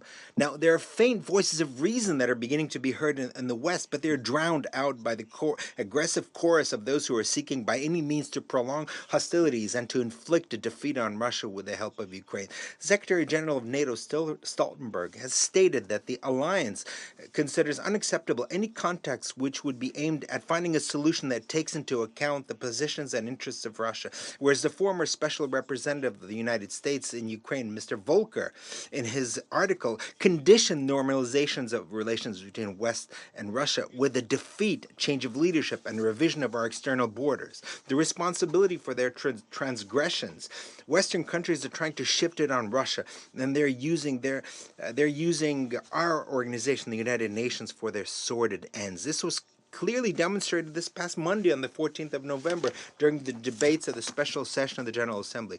The Western initiators of a resolution on so-called reparations could not even provide a broad outline what kind of mechanism on compensation of damages to Ukraine they intend to create. Instead of that, they forced developing countries to simply sign on to a legally dubious, politicized text aimed at the illegal legalization of the expropriation of foreign assets. But this time, even the Western campaign of intimidation, coercion, and blackmail didn't work. The results of the vote, where over half of member states refused to support a new anti-Russian screed, speak for themselves. For most countries, including those who you forced to vote for this text, for those countries, the double standards of our Western colleagues are obvious. Their unwillingness to answer for their own crimes, slavery, colonialism, military invasions, blockades, and sanctions. For their attempts to replace international law with a rules-based order in which they themselves define the rules. The developing world once again could see for itself that the Ukrainian crisis is a mere political currency in the plans of the West, an instrument to punish undesirables, for submission of those who depend on it, and to retain global domination that is slipping away in the midst of an emerging multipolar world. Thank you very much. I thank the representative of the Russian Federation for their statement. I shall now make a statement in my capacity as the representative of Ghana. I thank USG Rosemary DiCarlo for her comprehensive briefing and assessment of the security and humanitarian situations in Ukraine. At the outset, I reaffirm Ghana's complete commitment to the sovereignty, political independence, and territorial integrity of Ukraine. We reiterate our support for all legitimate international efforts aimed at restoring Ukraine to a state of peace. Colleagues, the question of global food security is critical. During the last meeting of the Council on Ukraine, many delegations showed strong support for the continuity of the Black Sea Grain Initiative. We are pleased that the Russian Federation has since reconsidered the suspension of its participation in the initiative, which has so far recorded more than 10 million metric tons of grain shipment across the world. The active leadership of the Secretary General and those of the government of Turkey have been key to the effective operationalization of the initiative, and we remain supportive of their efforts in this regard. As the 120-day initiative draws to a close on 19th November, we count on the good faith commitments of all stakeholders for the timely renewal of the grain deal. The almost 100 million people who suffer from high levels of food insecurity is an unacceptable reality. We urge that their conditions should be at the forefront of discussions to ensure unhindered global food supplies and the adoption of pragmatic measures to address impediments to the export of Russian fertilizers and agro-products. We must prevent the further worsening of food insecurity in the coming months. On the deteriorating security and humanitarian situations, Ghana remains deeply concerned by the intensified missile and drone attacks in several cities of Ukraine, including renewed attacks on Kyiv, Kharkiv, and Lviv yesterday. The unrelenting assault on Ukraine's already battered energy infrastructure amidst the upcoming winter season threaten the livelihoods and lives of many civilians. Many homes, schools, and medical facilities also have no heating or access to potable water. Typical of all conflict situations, the women, children, and vulnerable persons, most of whom are either displaced or sheltering in bunkers, have become the worst victims of this war. The attacks on civilians and civilian infrastructure reveal the worst form of our common humanity and may constitute serious violations of international law. It departs from the accepted norms and the customary principles of conventional warfare codified in the Geneva Conventions of 1949 and the additional protocol relating to the protection of victims of international armed conflict. Ghana therefore reiterates its call on the parties to bring their forces in accord with international law, including international humanitarian law and human rights law. We are gravely alarmed by the emerging reports of possible war crimes in the city of Kherson, and maintain the principled position that such claims, including human rights violations and conflict-related sexual violence, be submitted to thorough, transparent, and independent investigations. The Security Council, together with the international community, must work collectively to avoid impunity in Ukraine and secure justice for all victims of the war. We note with satisfaction the ongoing humanitarian efforts, including the distribution of cash, food and non-food items, medical outreach, and water, sanitation, and hygiene services. In commending the United Nations humanitarian agencies and partners for the life-saving support provided since the beginning of the war, we also stress the need for such efforts to be guided by the fundamental principles of humanity, neutrality, impartiality, and independence. While welcoming the elevated humanitarian efforts, we deem it necessary to point out that humanitarian assistance only offers temporary relief and is insufficient to protect civilians from harm. Humanitarian assistance cannot substitute the requirement for a comprehensive and lasting resolution of the conflict. We therefore reiterate our call on the Russian Federation to immediately and unconditionally cease its aggression against Ukraine, consistent with the rules of international law and the purposes and principles of the United Nations Charter, and to seek a resolution of its concerns through diplomacy and dialogue. Yesterday's Polish missile incident And the experience of history reminds us of the risks that the continuation of this unnecessary war poses in its further spread. The scenes from the city of Kherson are telling signs of how much the people desire an end to the war, an end to the strife, and the beginning of a new chapter of peace, reconciliation, and reconstruction. The Council must therefore support all efforts for peace. I thank you. I resume my function as the President of the Council. I now give the floor to the representative of Ukraine.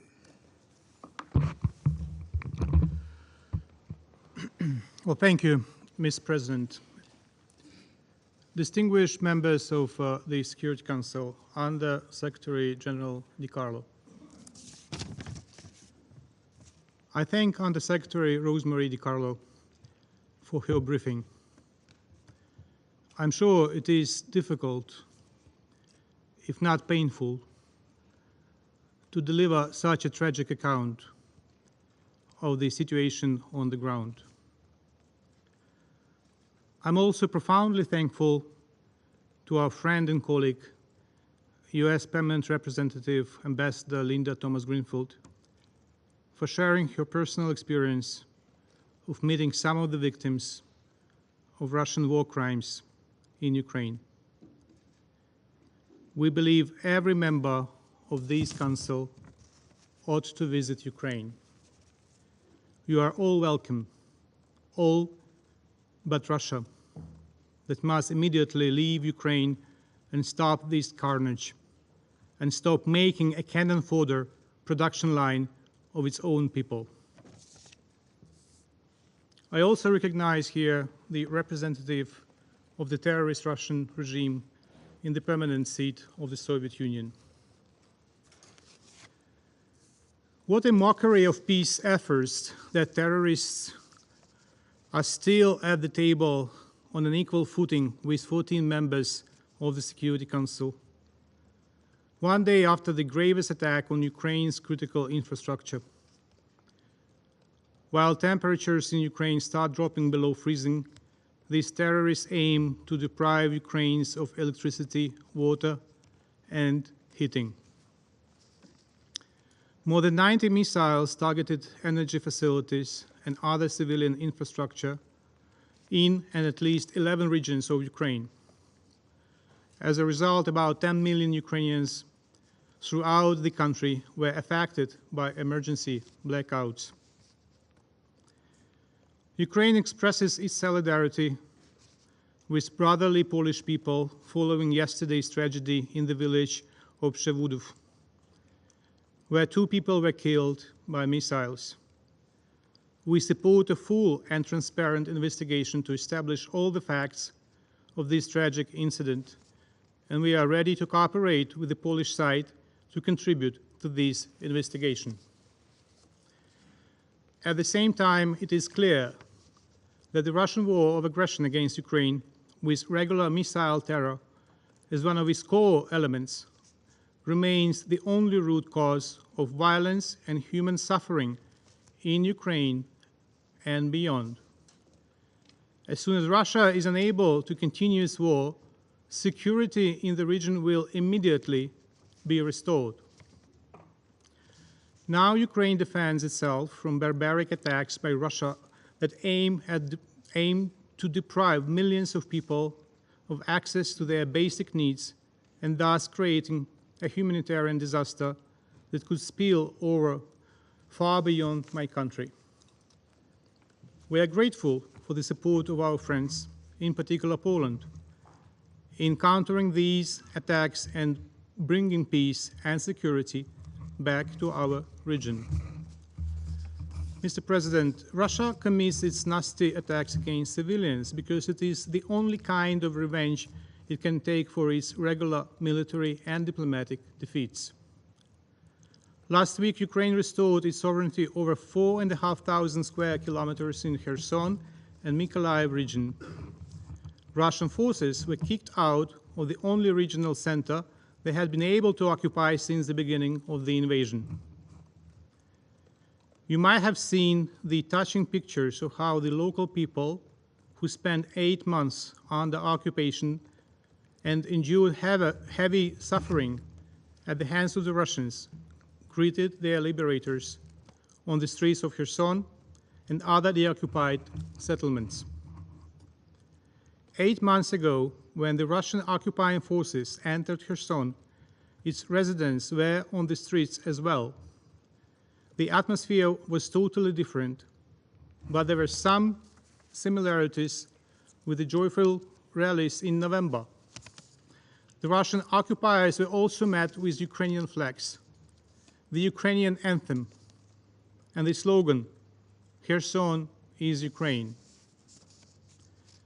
It is a matter of sadness that many did not live to see the deoccupation. Fleeing from the right bank of the Dnieper River, the Russian army left behind traces of the same atrocities that it committed in other regions.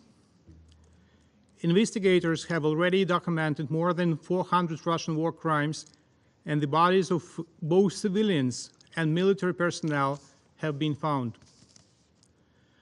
There is nothing for Russian diplomacy to boast about either. Perhaps accepting the sprinting skills that Putin's representative regularly develops by promptly fleeing from this chamber, and I appreciate that he is here today. Russian diplomacy did not and could not find any credible argument in response to the adoption by the General Assembly of the resolution for furtherance of remedy and reparation for aggression against Ukraine. We welcome this adoption, which is a clear message of hope for justice and an important first step towards accountability. President, recently we have heard a number of statements from the Russian side on negotiations and dialogue. One can hardly comment on the sincerity of these statements against the backdrop of 9 dozen missiles shelled on civilian infrastructure in one day. If there is no concrete action to restore peace, it means that Russia simply wants to deceive all of us again. Russia wants to buy time, build up its forces, and then launch another wave of aggression, terror, and global destabilization. We must not allow Russia to recharge. It is time to stop the war before the situation finally spirals in a menacing direction, unpredictable and uncontrolled. We must not allow Russia to recharge, as I said, but we also have to remember what President Zelensky outlined while addressing the G19 summit. Radiation and nuclear safety should be the first to be ensured. Russia must immediately withdraw all its militants from the territory of the Zaporizhzhia NPP. The station must be immediately transferred to the control of the International Atomic Energy Agency and the Ukrainian personnel. Second, food security should also be in the focus. Due to the strong participation of the UN, Turkey, and other partners, we have been able to improve food security globally. Since July, Ukraine has exported over 10 million tons of foodstuffs by sea. In order to increase our export by several million tons per month, Ukraine proposes to expand the grain export initiative to other ports, in particular, the port of Mykolaiv and Olvia in the Mykolaiv region. Ukraine has also launched the Grain from Ukraine initiative to support the most vulnerable. The first ship with 27,000 tons of wheat leaves for Ethiopia. Ethiopia that continues to vote against Ukraine. Nevertheless, we ship our grain to Ethiopia.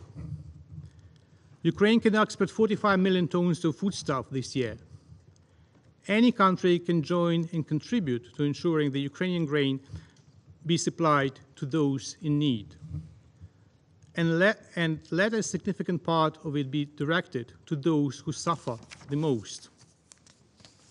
Third is energy security.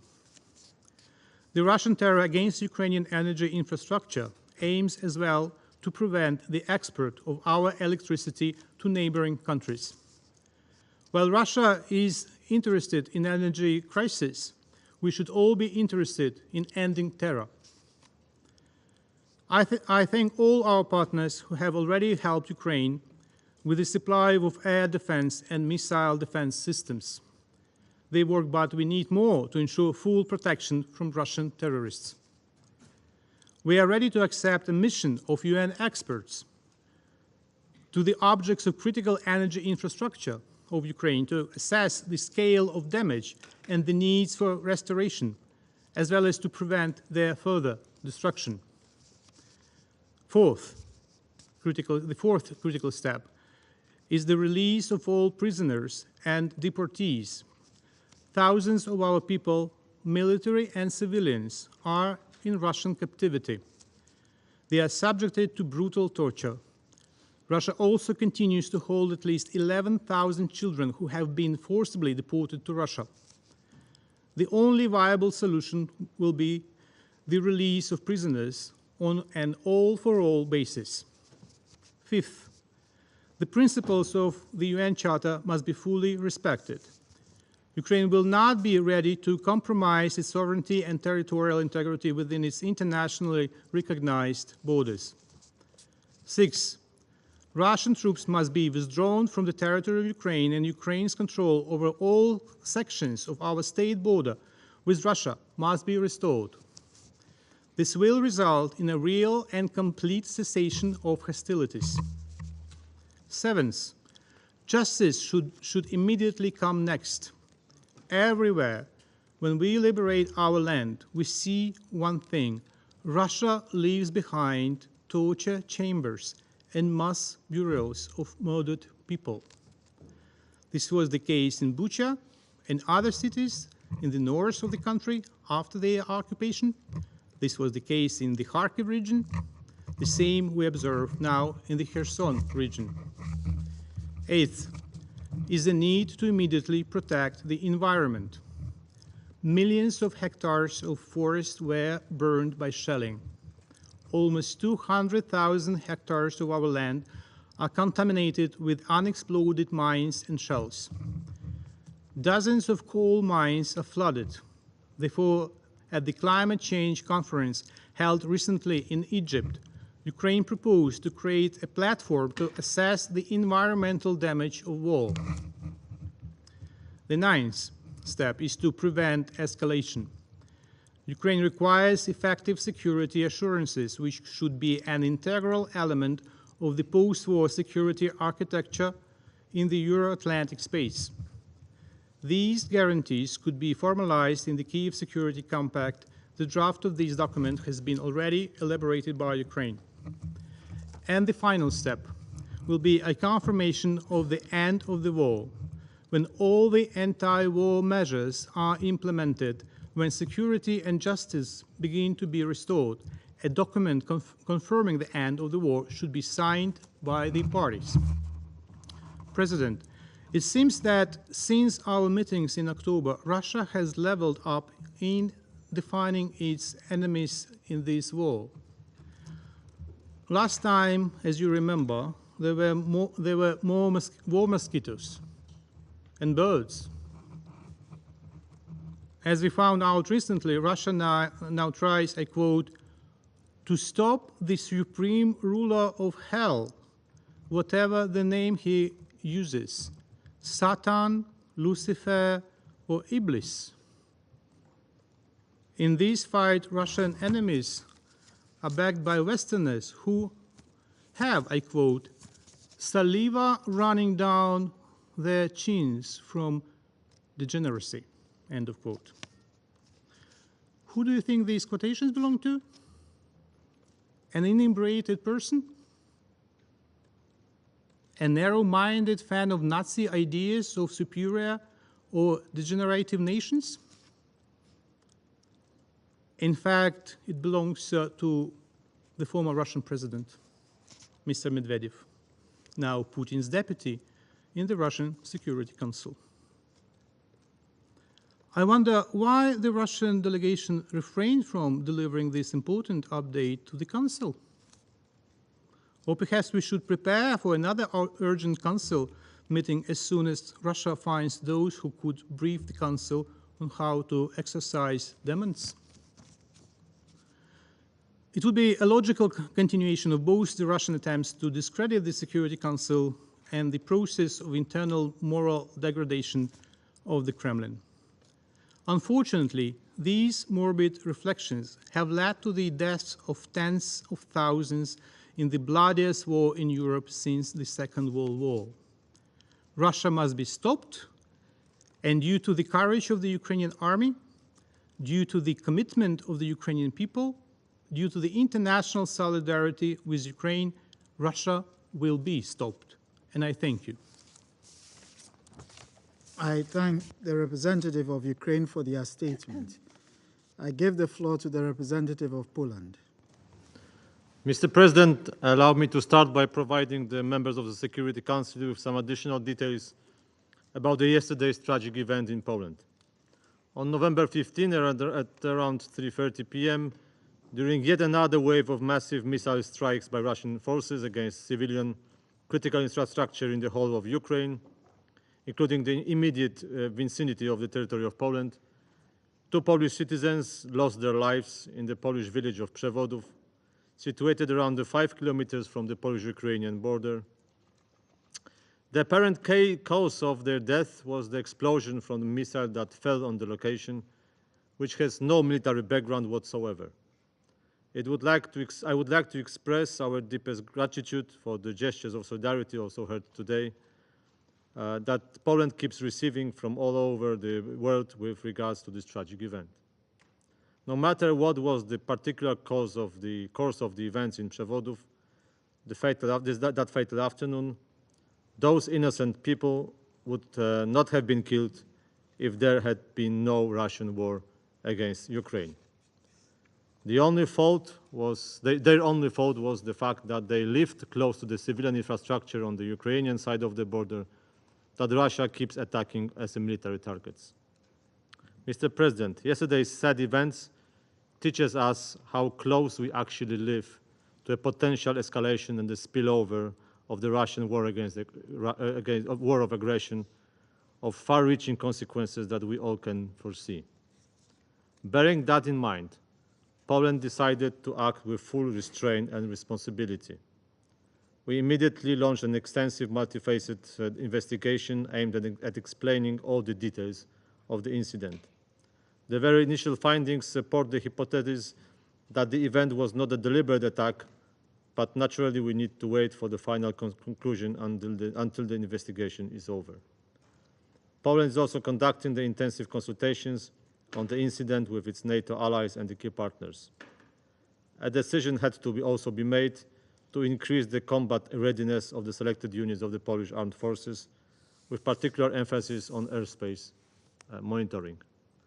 We wish to assure the whole international community about the transparency of the ongoing investigation and about the guarantees of collective security which Poland will keep providing to the region, both as an individual country and as a part of the NATO, which remains the defensive alliance.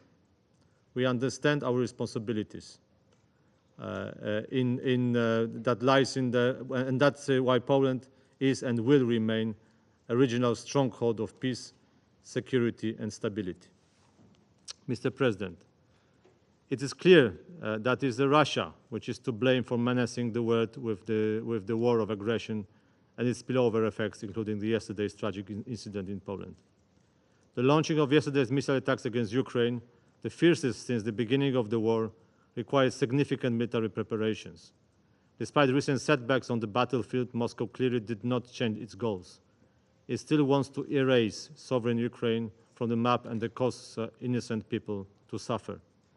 This evidently shows Russia's absolute lack of will to embark on the path leading to a resolution of the conflict that it has created. Russia pretends to be ready for talks, but in reality it's carrying its barbaric attacks against the civilian population and energy infrastructure of Ukraine. Distinguished member of the Security Council, the current situation will not change our approach. Poland believes it is crucial to continue the support for Ukraine. Poland has done so since the very beginning of the war. We approach it in the multidimensional way by providing aid both in Ukraine as well as within our own territory. We'll continue on this path. Total estimated value of the Polish aid given in 2022 to Ukrainian refugees, both by individuals as well as the local and state authorities, amounts to over $5.5 billion, circa 1% of the Polish GDP. According to the OECD estimates in 2022, Poland will spend for humanitarian and military assistance the total of $8.5 billion. It's almost 1.5% of the Polish GDP, becoming one of the major donors to Ukraine. As we heard today, currently, the most urgent humanitarian issue that we'll need to focus is on the upcoming winter. Due to the Russian bombings, over 3.5 million people are left without a roof over their head. The priority is to create shelter for those people. The Russian forces continuously attack the Ukrainian energy infrastructure in a deliberate attempt to aggravate the humanitarian crisis. Their goal is probably also to cause another wave of refugees, which is calculated to destabilize the situation in the countries to which they arrive, including Poland. Mr. President, Russian imperialism needs to be treated as the thing it really is, a global threat with far-reaching consequences. This global threat needs to be neutralized before it plunges into the whole world further into chaos. This war needs to end with a just peace, the just peace. It needs to end on terms which are acceptable for Ukraine. The aggressor cannot benefit from its aggression. Instead, we need accountability for what atrocities and damages it is inflicted. Therefore, Poland welcomes the last week's General Assembly resolution on the creation of the Registry of Damages mechanism. We see it as a first step in the right direction. In conclusion, we once again call on all states which stands on the side of international law to take all necessary steps to persuade Russia to stop its aggression and to withdraw from Ukrainian territory. It is the only way to prevent further deaths, injuries, and devastations. This is the only way to stop escalation of this large-scale humanitarian and human rights crisis that continues to bring away lives of innocent civilians. And I thank you. I thank the representative of Poland for their statement. I give the floor to the representative of Estonia. Mr. President, distinguished members of the Council, I'm speaking on behalf of the three Baltic states, Latvia, Lithuania, and my own country, Estonia. We thank the Undersecretary General Rosmi De Carlo for her most valuable briefing. Allow me to start by commending the immense bravery of the Ukrainian Defense Forces that last Friday, after months of Russian occupation, took back control of Kherson. There is no doubt that sooner or later, Ukraine will liberate all the occupied territories within its internationally recognized borders. These territories are Ukraine, and Ukraine has every right to defend them in full accordance with Article 51 of the Charter. We are steadfast in supporting Ukraine's efforts for as long as it takes, and will continue providing strong political, military, and financial support to Ukraine. Russian missiles hitting critical infrastructure and residential buildings in Kiev and in a number of other Ukrainian cities yesterday once again prove that Russia is not interested in peace. During the heaviest wave of missile strikes against Ukraine since February, 2 Polish citizens lost their lives in an explosion that took place in the east of Poland. Allow me to extend my deepest condolences to the families of all those who lost tragically their lives due to this barbaric attack. Notwithstanding ongoing investigations, it is clear that Russia alone bears the responsibility for the explosion as it continues its illegal war against Ukraine. We commend the swift actions by the UN humanitarian agencies led by the humanitarian coordinator, Dennis Brown, to bring humanitarian aid to Kherson on Monday for the first time since the Russian forces took control of Kherson. As in other liberated areas, the Russian army left Kherson with a trail of atrocity crimes. The city was left without water, heat, electricity, and communications. We urge Russia to give access to humanitarian organizations to areas currently under their occupation, so that necessary emergency assistance can reach all those in need in Ukraine. The winter is approaching fast in Ukraine, with the temperatures expected to fall well below freezing point. By using missiles and Iranian-supplied drones, Russia's deliberate strikes against Ukraine's energy facilities have left by now 7 million people without electricity. Estonia, Latvia, and Lithuania are continuing to provide humanitarian aid to Ukraine to address the needs worsened by the winter and the Russian attacks against Ukrainian infrastructure, as well as demining assistance. We also urge Russia to give access to the UN representatives and the ICRC to the places of detention of civilians and prisoners of war, and ensure access of a UN fact-finding mission to Alenivka. The deportation of Ukrainian children to Russia is a war crime. Children belong to their families and loved ones, and they must be safely and immediately returned to their homes. Mr. President, the Russian unprovoked and brutal war of aggression against Ukraine has triggered issues of deep global concern. Due to Russia's blockade of Ukrainian seaports and the destruction of necessary infrastructure, Russia has caused a global food crisis and essentially weaponized food and hunger as means of hybrid warfare. The Black Sea Grain Initiative, alongside the EU-led Solidarity Lanes, has therefore been instrumental in stabilizing the global food market and providing food to millions of people in Africa, Asia, and Europe. Russia's statements claiming that Ukrainian grain is reaching only European countries and that its own grain and fertilizers shipments are prohibited by Western sanctions are fake, as we have heard the UN officials attest also in this council. We praise the UN Secretary General and Turkey for all the efforts to renew the grain deal, and we urge Russia to agree to the renewal of the initiative beyond November 19 and implement it in good faith. We strongly condemn Russia's irresponsible nuclear rhetoric and its cynical accusations against Ukraine of creating a dirty bomb. These accusations have been clearly and unequivocally refuted by the International Atomic Energy Agency. We urge Russia to immediately withdraw all of its troops and military equipment from the premises of the Zaporizhzhia nuclear power plant that Russia illegally controls and stop its nuclear blackmail.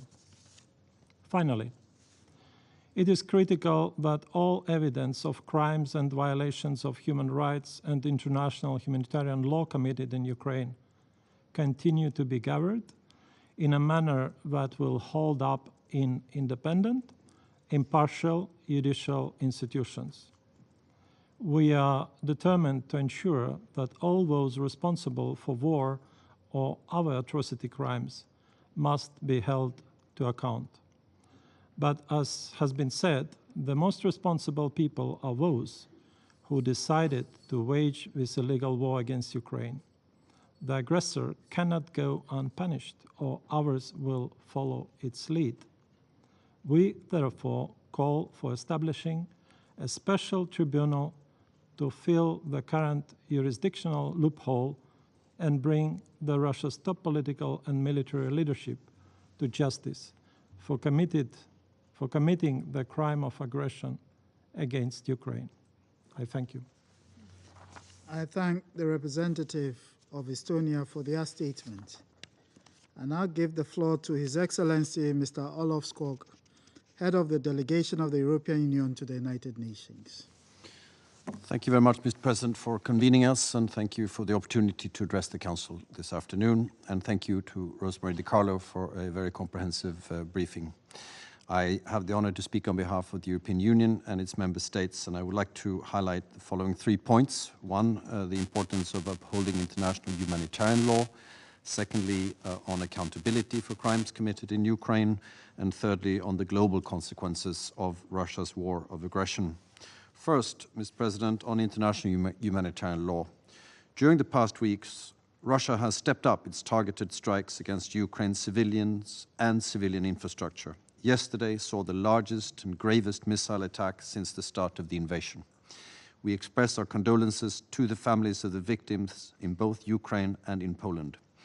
By deliberately disrupting energy and water supply, Russia is trying to paralyze Ukraine and sow despair within the population as winter approaches. These unacceptable actions targeting civilians and civilian infrastructure by Russia are unlawful and they constitute war crimes. The IMF estimates that Ukraine may need $4 billion a month just to keep the lights on and the taps running. We cannot leave the Ukrainian people in such a situation. The EU is therefore undertaking urgent rehabilitation measures to prepare for winter and repair the energy infrastructure bombed by Russia. We are also working on a package to ensure Ukraine's macroeconomic stability, maintaining essential public services and rebuild critical infrastructure.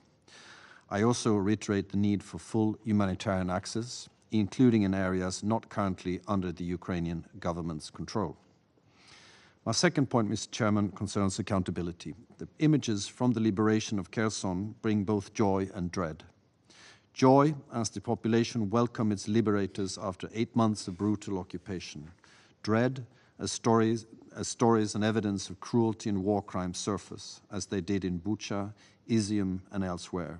It is of paramount importance to continue documenting all evidence of war crimes committed throughout Ukraine.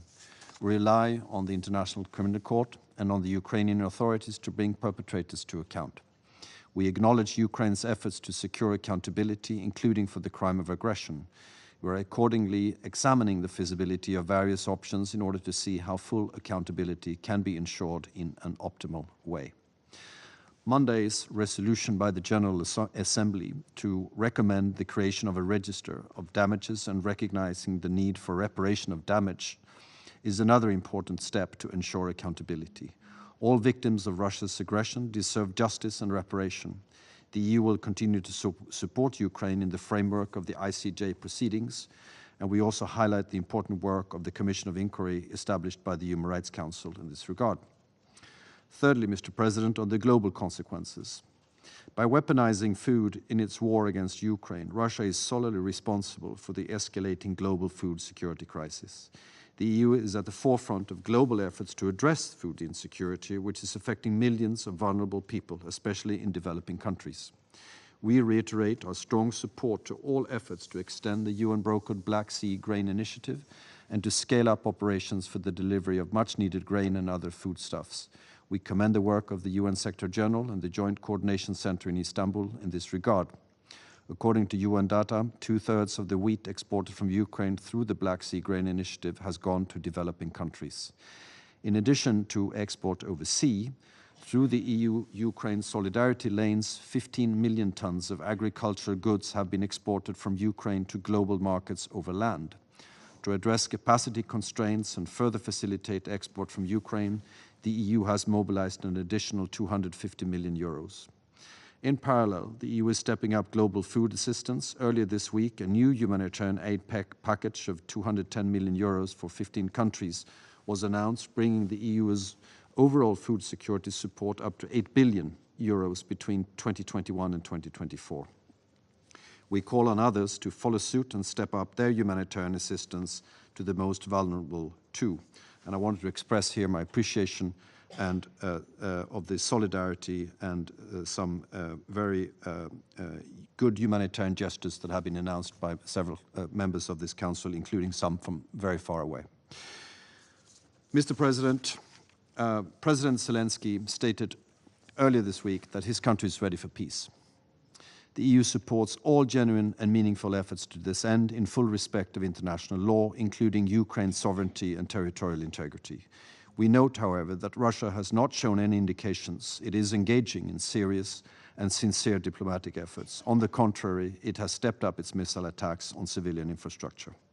The EU will continue to stand by Ukraine for as long as it takes, and we continue to urge Russia to immediately cease all hostilities and unconditionally withdraw all its forces and military equipment from the entire territory of Ukraine within its internationally recognized borders. The war would end tomorrow if Russia withdraws as requested by the General Assembly. Thank you very much, Mr. President. I thank His Excellency Mr. Skok for his statement.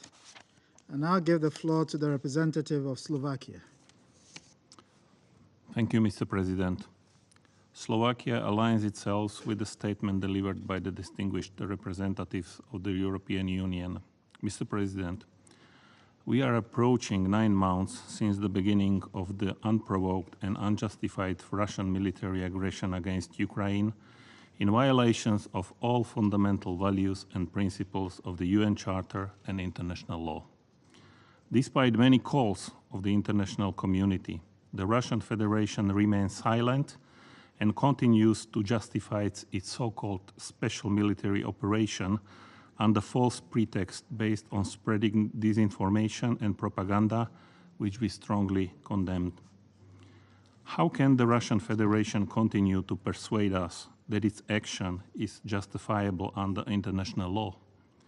We have heard in last months in this very room from the Russian representatives how Ukrainian civilians were happy to see the Russian army allegedly liberating them from the Kiev influence. But recent pictures and videos of civilians greeting Ukrainian brave soldiers fighting for the future of their country with open arms in the newly liberated city of Kherson prove the exact opposite and only confirm that the Russian Federation has tried to persuade us about its kingdom of crooked mirrors perception. Slovakia remains to be gravely concerned about the humanitarian situation in Ukraine, which unfortunately progressively further deteriorates. We remain appalled by the huge numbers of killings of innocent civilians, attacks on critical infrastructure, as well as the huge scale of sexual and gender-based violence committed by Russian soldiers and occupants. We deplore in the strongest terms yesterday's Russian missile attacks across Ukraine, plunging 7 million homes into darkness. Mr. President, how can we expect that the Russian Federation adheres to the international law, humanitarian law including, and protects innocent civilians in time of war when it ignores to guarantee fundamental rights of its own citizens?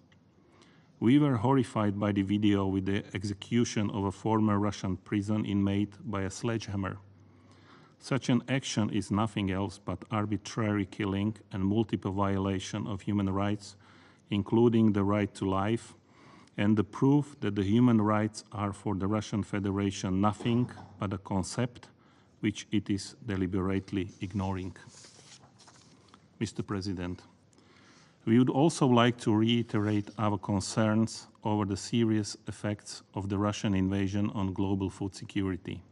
As a result, millions of people around the world are being pushed into extreme poverty, hunger, and lack of access to food. As the Black Sea Grain Initiative is about to expire, we strongly support its extension. Last but not least, Slovakia urges the Russian Federation to listen finally to the voice of the United Nations and implement all respective resolutions, including the resolution of the General Assembly adopted this Monday. I thank you. I thank the representative of Slovakia for their statement. There are no more names inscribed on the list of speakers. The meeting is adjourned.